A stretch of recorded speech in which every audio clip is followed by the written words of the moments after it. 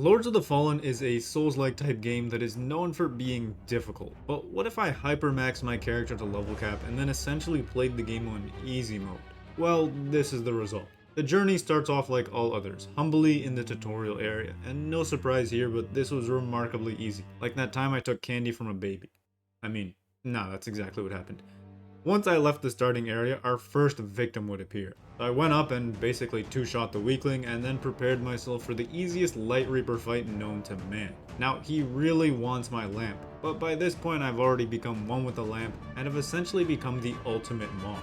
He stood absolutely no chance. Like, this poor fellow died so fast he prolonged his death animation just to be in the world a little bit longer. From here he had a heart-to-heart conversation with Harkin and my journey continued. I walked through the Umbral area and easily dispatched of all evildoers, taking note from Anakin and taking out the younglings before they even had time to hatch. From here, the first boss, Pieta, talked about someone named Brooke. I don't know.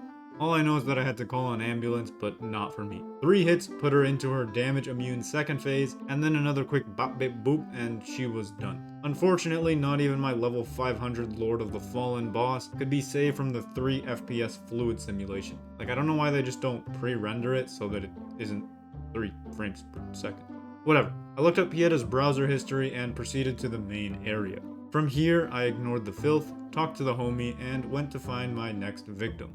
She managed to get a total of 0 hits in, and I commend her for her effort, but you mess with the best, you go down like the rest. Everyone's favorite area is up next. Well, it's not that bad anymore without the forward momentum being able to make you fall off. Anyways, I activated the next lamp, talked to my boy, and moved on. Slicing and dicing all the way up to my next boy, Sparky. He would be essential in turning this character into the ultimate boss, but more on that later. I took the elevators down and proceeded to spam my duplicate Vigor Skulls while I waited. My goal was to get the Infernal stat maxed out before the end of the run, and there was a long way to go. The opposite of that was the next fight, since it was extremely short. Like, the dogs here just evaporated out of sheer failure to do anything. Anyways, my mission would then continue and the next boss fight is right around the corner. Like, the devs here were kind of wild by putting one boss directly right after the other one, but this boss wasn't a real boss, more like a level 1 crook. I majestically did my Lords of the Falling entrance into the fight and then this happened. Poor guy didn't even get to hit me. I mean, he got a little hop in, but that's it. Into the swamp and in search of our 4th boy, Shrek. I searched high and low, asking all the local people in the nicest way possible, but he was nowhere to be found. Mr. Hide Behind the Thing to ambush you got ambushed himself, the sniper got sniped, and I couldn't find him. I guess his time here was over. Anyways, so it was on to the first beacon boss. I made my way a little bit further and further into the swamp, but then I remembered there was a guy who wasn't subscribed up here, so I had to teach him a lesson. This lesson was harder to teach than I thought, and it actually got me to half health, which is kinda crazy, but I claimed victory in the end. I kept going, conversing peacefully with the local tribesmen, and making my way to everyone's absolute favorite boss out of any Souls-like game that has ever existed. I always hear everyone say how this boss having a damage immunity phase that lasts forever is just absolutely perfect. After completing peak boss design, I left the beacon alone. This would be vital to making our character into the ultimate boss. From here, I speedran, talked to the homie, and sold a few items, because every bit of vigor would help me towards my noble goal of maxing out all those stats. Through Fitzroy's Gorge and defeating a couple of enemies, finding a visual glitch, and third-partying lower levels before I entered the next battle. I applied steroids to my blade and then ended the Crimson Rector's existence. I took the elevator up, not too sure why, there was nothing for me up there, so I went back down immediately. The enemies of Umbral tried to stop me, but there was nothing they could do. Doggy tried to as well, but iframes here absolutely foiled his plans. Then I calmly walked across the bridge because Batman at home can't hurt me, and I talked to Drustin. From here I lamped the Mimic because I absolutely hate these things, and then I kept going towards the bridge in order to go ruin the Ruiner's day. I prepared before the fight by spamming more vigor, and then he charged at me happily and ready for action. I mean, look at the energy and drive he has here. But then this happened. Made my way through Umbral to the Shrine of Adir. The art style looks very different here, but I guess it is what it is. I talked to Damarose, and she didn't have much to say, so I just sold her all my junk. Then I made more and more progress in getting the pants off of a corrupted pilgrim. Hey, don't make it weird. It's the last part of armor I need to complete the set. Gotta go collect all those armors for the achievement, you know what I'm saying? Anyways, continuing on through the gorge and going up to the following area, which I think is pretty fire. Like, the first area in this boss, she's pretty fire. Okay, I'll stop. As I walked up the path, I did my wombo combo special on the enemy. Entered Umbral, fought these little things I hate with every fiber of my being, took out this lovely lady, made an Umbral bridge, crossed said bridge, activated a vestige, then I used the vestige to teleport back to Skyrest. I had to use all my skulls in order to make some room in my inventory to give some berries to Drustin. The unfortunate part about this is because of the current coffer bug, even though I have some in my quick access, I can't actually give Drustin the berries. So it looks like he's going to take a permanent nap. I made my way deeper into the burning city and ruined another ruiner's day. Watched as his dog tried his absolute best to attack me, but he was struggling a little bit. And as I walked and ran and ran and walked, I fought some more Rogar until I climbed up this tower, where I fought even more Rogar. But then I crossed into Umbral, and after I came back, I fought some more Rogar. From here, I came across a prince, a giant troll demon thing. But he is a prince. He appeared to have new movesets since the last time I fought him, but these would not save him. Big Flash Boom though is the one attack that I still have to look out for because it's the only thing that can actually one-shot me. Disgusting, I know. But the rest of the fight wouldn't go well for our sweet little prince here. And I moved into the dusty city. I had to give my complaints to the enemies here, like they gotta do a little cleaning or something. Come on, you expect me to fight in a place like this? I'm just kidding, this place is alright. Second crystal tablet is here, bringing us one step closer into getting what we need from Sparky. So I went through the dusty city and then eventually stumbled upon the mines of Moria. Activated the hood and kept going. From here, I gracefully did my signature Lord of the Falling technique to strike fear into the hearts of the enemies, and continue onwards deeper and deeper. For some reason, the two enemies here were tweaking a little bit. Sometimes they were afraid of my awesomeness, but other times they tried to attack. I don't really know what was going on here, but I had to continue on. Fighting the creatures of the dark, doing some plumbing, and then working my way over to prevent theft. You see, this guy here is trying to steal my skin. And while my skin is coveted by many, none can ever acquire it, so he was doomed to fail from the very beginning. I kept doing my civil duty of fixing the city's flooding issues, and went to go fight 3 Reapers. Now, I can never remember their names, even though they're written at the bottom of the screen, so we'll just call them Billy, Timmy, and Jimmy. Billy went down before his buddies could even get there, and Jimmy couldn't do much to save Timmy. So in the end, Jimmy did his best to survive, but he joined the others in the afterlife. They're already undead Reaper things, so I have no idea if he joined them in the afterlife or what. Our journey would make us delve deeper into the deeper depths. But would I dig too deep? The answer is no. This place is pretty well set up actually. It's got elevators and everything. No need to worry about digging too deep. I love these elevators here because they give me a reason to farm my vigor skulls and I can just spam them while I wait to go up and down. So, as I made my way further and further into the map, I stopped the annoying things from laughing and then laughed myself as I shot them and they fell down. The next enemy encounter would be a little bit awkward though, since I ended up fighting the bellhead dude before I even ever fought him as a boss.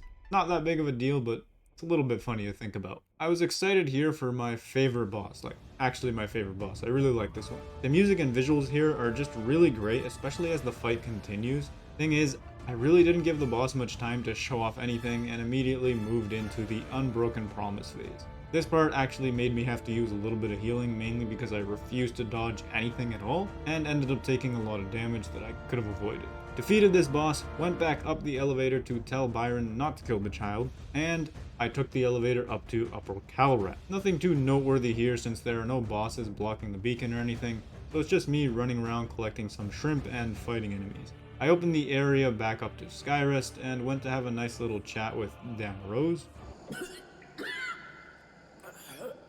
I used the key to go further and I removed the reactor's cheat code in his 1v3. It's actually kinda close opposed to the reactor just absolutely wrecking them when he has this healing factor. Anyways, further up the cave system, I activated the vestige and then remembered there's literally nothing that way for us. Like, nothing. No bosses, a useless shortcut, no shrimp. Yeah, Zippo. Because of this, I had to go place my complaints with Bell, so I found their local bellhead guy and gave him a piece of my mind. He had some service expansion deals and whatnot that he tried to use, but nothing worked on me. So, I defeated him and kept going higher and higher. Always a pleasure to meet an eager fan. Take it easy, buddy. up the mountain and fighting a bunch of enemies so that I could finally get to a bathroom. From the bathroom, it was quite some time before I reached the next boss. A lot of fighting, runnings, but believe it or not, I managed to defeat all the enemies pretty easily, and I made my way to the tag team defender boss. Their teamwork didn't really work out at all for them since I was able to defeat the first boss before the other one even got a chance to attack, but that's just how it goes sometimes. The next part of this run involves me running around using the game's plunging mechanic that actually works properly, unlike other games in this genre, and finding my boy Stomid. He told me something like death lies ahead, trespassing, blah blah blah. I ignored him. I mean, what does the ultimate life form have to fear anyways? I fought Ursula. This boss is normally pretty annoying, but it's actually pretty surprising how being completely and utterly broken can make this fight easy. Still took me a bit of time, mainly since I crossed into Umbral before I even started the boss fight, and I didn't want to die. I continued up the abbey, and some of the enemies tried to escape my righteous judgment, but in Radi Infern Umbra, there is judgment. I went to get the rune of the Deer Man and got jumped by a spear lady, but then she got jumped by Harkin and then we jumped her together. What surprised me about this fight is that she actually does a lot of damage. Nothing to fear though, as I do more damage than she does. And using the simple formula of my damage higher equals I win, I managed to achieve my desired outcome. The next step was to take the elevator up and unlock one of the final areas in the game. I think this area is supposed to have some high health enemies, but for some reason ever since the most recent updates, they already start with low HP. Actually, it's probably not the update, it's probably just my awesomeness that reduces their HP before the fight even starts. Anyways, I opened some doors, beat up some enemies before they even got a chance to attack, and went to go judge Cleric. This boss fight has some crazy moves and is the longest boss fight yet. I dodged and weaves, actually having to pay attention to the attack pattern to avoid death. It was a truly painful sight to witness. Like, who actually plays this game as intended? Not this guy, that's for sure. That's why I'm happy to say the second phase of this boss fight was just a DPS check that I managed to ace with flying colors. And our next step of the journey would be to fight the Light Reaper. Oh wait, he's been dead since the beginning of the playthrough now. Regardless, I still had to take the Skyrest route to Calrath, open the Vestige door again, and prepare to fight Harkin. The good thing about Harkin is that he's pretty slow attack-wise and absolutely refuses to dodge my ultimate spam attack combo, so I just continued to use that until he was defeated. At this point, it was time to lock in the boss ending that my character needed. You see, I haven't cleansed any beacons up to this point because I had to analyze which ending seemed the most bossy. That's not the right word, but let's run with it. Getting annihilated by Aureus seems pretty lame. Getting eaten by the Putrid Mother also seems kinda lame, also just doesn't sit right with me. Which leaves our third option as the only option where the character survives. This one seems the most boss move to do since, you end up being alive. And I know you end up being Adir's right-hand man, which kinda makes him your boss, but it leaves a chance for you to overthrow him in the future, and you're also not dead, so that's a big plus. So as I made my way up the castle, I had to get to the crystal dude who spawns the crystals, so I can progress the game, and it didn't spawn. The enemy just straight up wasn't there, which means I had to run from the Red Reaper until I was able to leave Umbral, and thankfully this would give me good practice for the future, so it wasn't all in vain. Back up to the top, and the enemy spawned, allowing me to defeat him and further progress the game.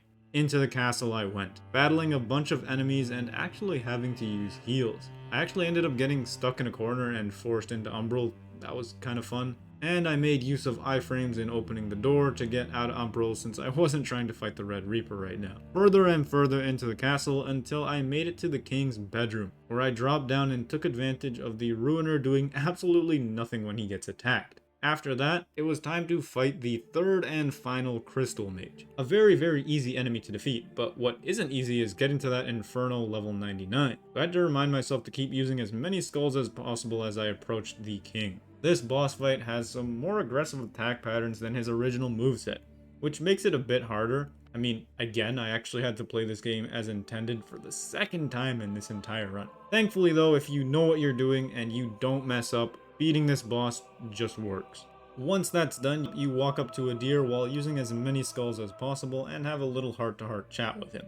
where he says he's a big fan and whatnot and how he's subscribed and everything. He's a nice smooth talker. I gave him an autograph and continued to complete the last few things needed for this run, while making sure to get as many skull uses as possible, of course. So, corrupt the swamp, walk to the nearest vestige, corrupt Calrath as quickly as possible, then head back as quickly as possible, and from here I realized something. I needed bigger stacks of skulls because I was burning through them too quickly. I used my remaining ones in front of Mohul so he could easily witness my negative 420 IQ plays, and then I bought some more Vigor Skulls from him to increase my stats.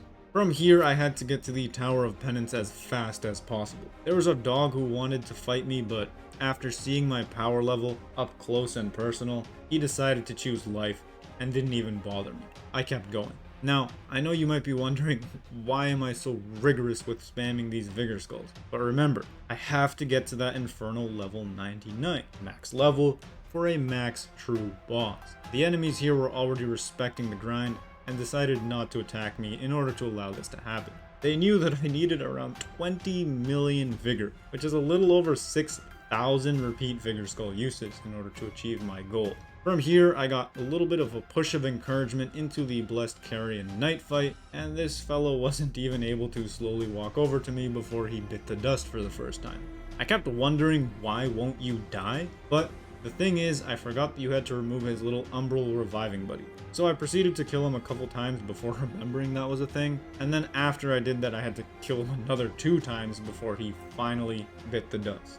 Up the elevator and down the tower, I passed all the other Carrion Knights who were too slow to prevent me from getting iframes and just progressing further down without even having to fight them. And once I reached the bottom, I remember that my boy Tancred was a bit of a difficult fight last time when I was using Pieta's weapon. I thought that if this would be my first death in the run, I would go to Skyrest, pick a different weapon, and then go fight him.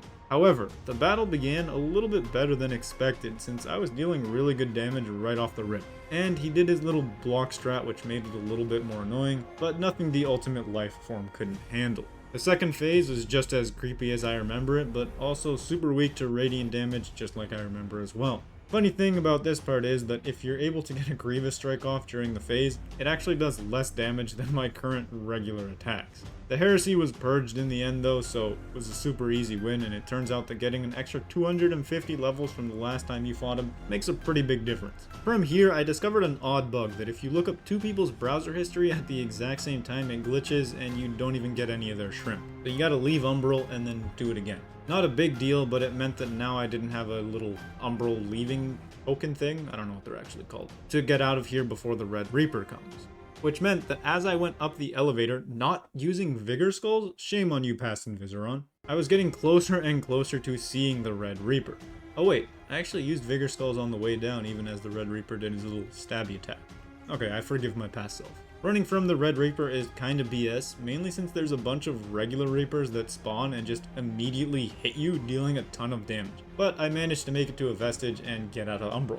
Next up, I had to go to the Frozen North. A pretty low level area, and I'm just about to do it now at the end of the run. This is truly one of the strangest methods of beating Lords of the Fallen, but it is effective assuming you're overpowered. Big Viking guy was up next, and he taunted me, so I had to teach him a lesson. By the end of it, I ended up taking his pants and his life as well. I valiantly made my way further into the frozen lands, while doing hand exercises to keep warm. Harkon was standing there pretty sad, and after seeing him there, this route actually kinda makes sense since we passed through and see Harkon the first time we're actually going through. Creepy Ice Person was the next victim, and she got taken down with our wombo combo just like many others before her.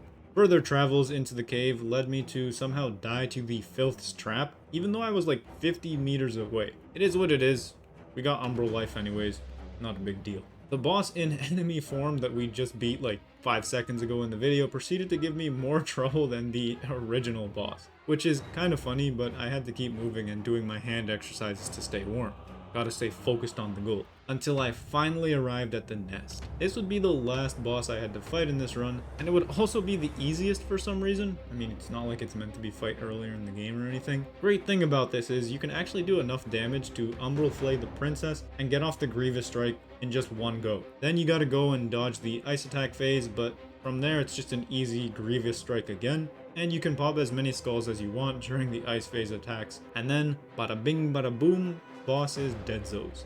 Walk over to the beacon and corrupt the 4th one in this run, leaving only one thing left to do. Give the 3rd rune tablet to Sparky, of course. This is important in our boss journey since it allows me to free Sparky, very very important, and be able to upgrade whatever item I want from anywhere I want, like a true boss. No need to pay Evil Lady here anymore. I was still around 20 levels off of Inferno 99, so I decided to do the Inferno Armor questline that I had never done before.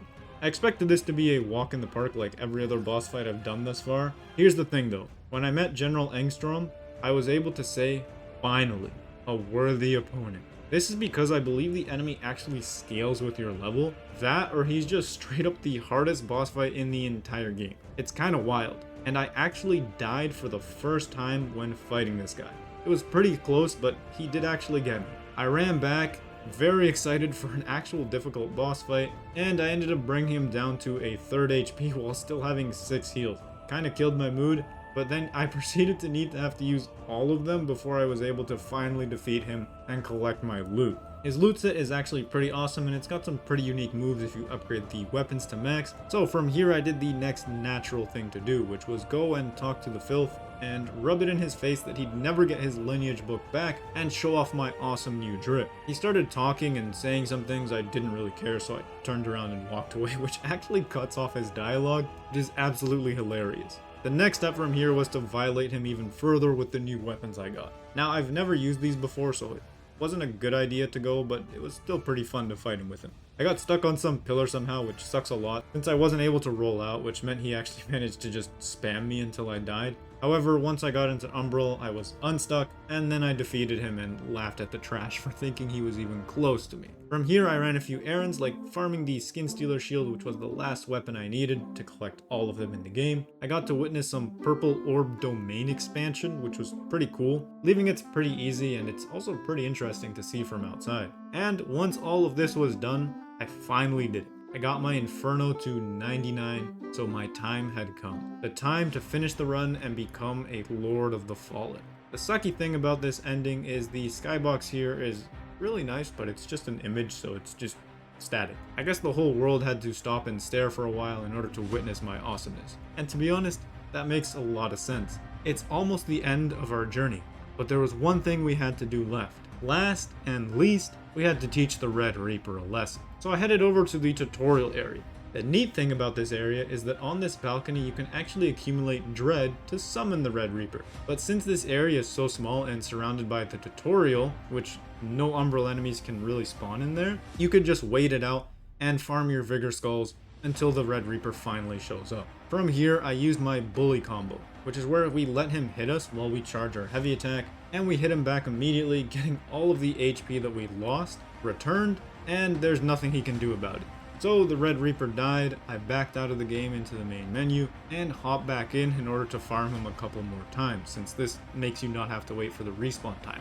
I had to take advantage of him here because in the next challenge run, the Red Reaper is going to give me a lot of trouble. But that's a tale for another time.